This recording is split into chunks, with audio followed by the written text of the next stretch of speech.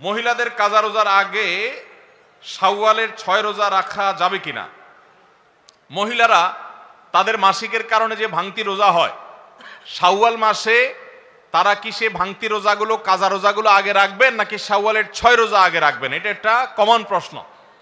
এই প্রশ্নের উত্তরে আমরা বলতে চাই, অনেক উলামা একরাম বলেছেন যে যেহেতু নবী করিম সাল্লাল্লাহু আলাইহি সাল্লাম শাওয়ালের 6 রোজার ফজিলত পাওয়ার জন্য রমজানের রোজা রাখাটাকে শর্ত দিয়েছেন এবং বলেছেন মান সামা রমাদান সুম্মা আতবাআহু সিত্তাম মিন শাওয়াল, যে ব্যক্তি রমজানের রোজা রাখলো এরপরে শাওয়ালে 6টা রোজা রাখলো, কানা কাসিয়ামিদ দাহার, সে সারা বছর রোজা রাখার সওয়াব পাবে।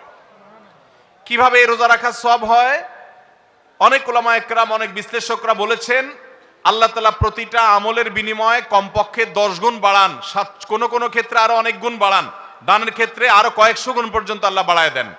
10 গুণ করে যে বাড়াবেন, এই জন্য রমজানের 30 দিনে 30টা রোজা আর শাওয়ালের 6টা রোজা, মোট 36কে 10 গুণ দিলে 360, সারা বছর রোজা রাখার সওয়াব হয়।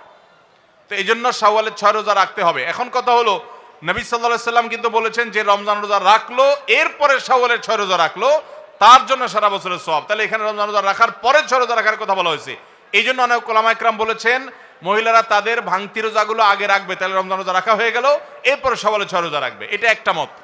তবে আরেকটা মত হলো শাওয়ালের 6 রোজা যে ভাঙতি পড়েছে এর মানে এই না যে তিনি রমজান রোজা রাখেন না, তিনি রমজান রোজা রাখছেন। এগুলো তো আল্লাহর নির্দেশের কারণে তিনি রাখতে পারেন না, যেহেতু তিনি অসুস্থ মাসিক। তো এই জন্য তিনি এগুলো পরে রাখলেও শাওয়ালের 6 রোজার সওয়াব তিনি পাবেন। কারণ শাওয়ালের 6 রোজা তো শাওয়াল মাসে না রাখলে আর হবে না, পরে রাখলে আর হবে না, কিন্তু এই কাজাগুলো তো পরে রাখলেও আদায় হবে। তো উত্তম হলো কাজা আগে করে যদি শাওয়ালের 6 রোজা রাখতে পারেন সবচেয়ে উত্তম, না পারলে অন্তত শাওয়ালের আগে রেখে কাজাগুলা পরে রাখলেও আশা করতে পারেন আল্লাহ তাআলা শাওয়ালের 6 রোজার ফজিলত দিবেন।